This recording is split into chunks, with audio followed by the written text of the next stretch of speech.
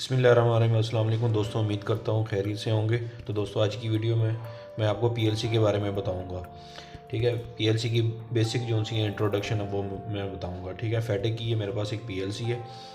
ठीक है, इसकी ये FBS 14MA-T2AC है। ठीक है, प्रोग्रामेबल कंट्रोलर।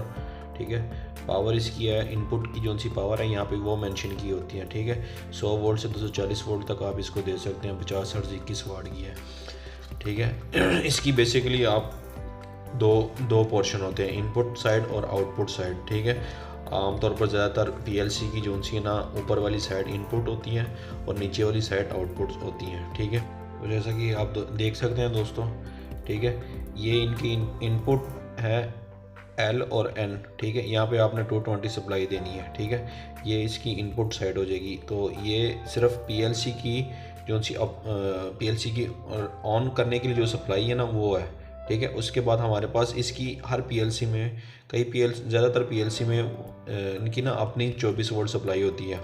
ठीक है, आपने क्या करना, ये देखें, ये इसके दो पॉइंट जो से ना, ये वाले दोनों पॉइंट ये 24 वोल्ट के हैं। ठीक है, और एक S और S, इसका मतलब ये है कि सिंक है या सोर्स के आपने N टाइप वायरिंग करनी है या P टाइप करनी है, यानी कि NPN टाइप या PNP टाइप वायरिंग करनी है।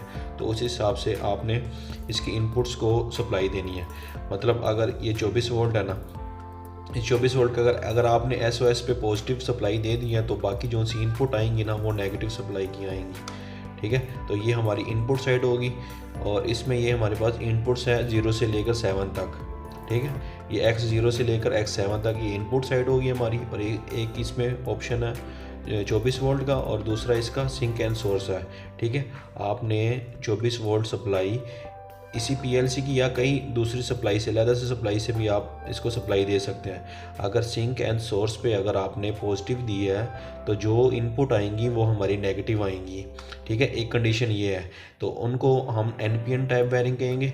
दूसरा, अगर आपने SOS पे, सिंक एंड सोर्स पे अगर आपने नेगेटिव सप्लाई दे दी है, ठीक है, तो अब क्या होगा, अब जो इनपुट हमारी आएंगी वो पॉजिटिव आएंगी। ठीक है, जो भी सिलेक्टर स्विच से आमतौर पर इनपुट जो डिवाइसेस है वो सिलेक्टर स्विच, लिमिट स्विच, ठीक है, तो वो हमारी NPN सेंसर्स, जितने भी सेंसर हैं, ठीक है, वो हमारी इनपुट डिवाइसेस होंगी।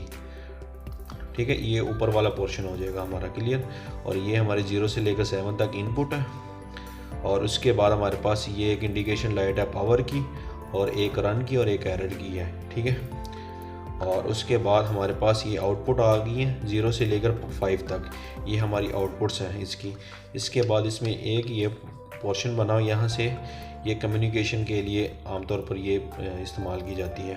ठीक है, HMI से या जो भी जो कम्युनिकेशन है वो यहाँ से की जाती है। इसमें प्रोग्राम की कम्युनिकेशन इसी पोर्ट से होती है। और अच्छा, आउटपुट वाली साइड पे हमारे पास क्या है, लाइन और न्यूट्रल। ठीक है, ये इसकी मेन सप्लाई है। और उसके अलावा हमारे पास ये कॉमन आ गए हैं आउटपुट पे। ठीक है, और कॉमन में इसकी एक ये अर्थिंग पॉइंट है, ये वाला नीचे वाला, ये ऊपर वाले दो जोन से है ना, ये लाइन और न्यूट्रल। उसके बाद ये खाली है तीसरे नंबर पे। उसके बाद हमारे पास आ गया ऊपर वाली साइड पे Y1 Y2 Y4, Y1 Y2 Y4।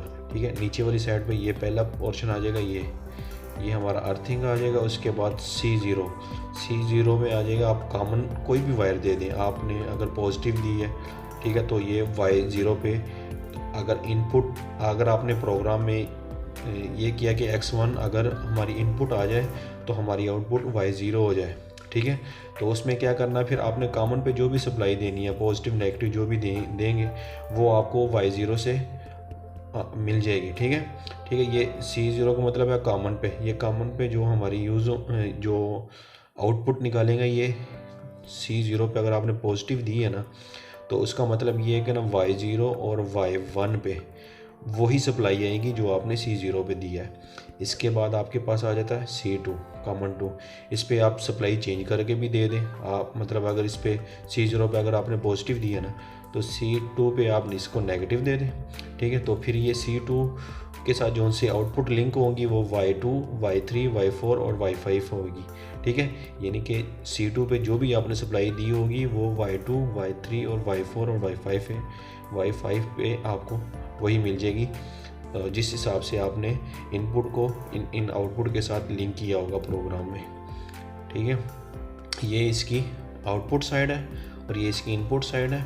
ये इसकी इनपुट की इंडिकेशन लाइट्स है और ये आउटपुट्स की इंडिकेशन लाइट है। ठीक है, तो इससे ये होता है कि पीएलसी के इस्तेमाल करने का बुनियादी मकसद ये है कि हमारे काफ़ी इससे पहले जो इस्तेमाल होते थे आरएलसी सर्किट रिले वगैरह, लॉजिक टाइमर लैदा, इसी में बेसिकली उन्होंने कंपैक्ट करके ना एक छोटी सी पीएलसी बना दी है, तो उसी में ये सारे फंक्शन उन्होंने ऐड कर दिए हैं। ठीक है, इसमें यह है कि फ़ॉल्ट जल्दी ट्रेस किया जा सकता है कि मतलब अगर आपने कोई भी फंक्शन ऑपरेट करवाया है तो ठीक है, उसकी अगर इनपुट मतलब आप इनपुट दे रहे हैं उसकी आउटपुट नहीं आ रही तो आप उसी से फॉल्ट जल्दी ट्रेस कर सकते हैं।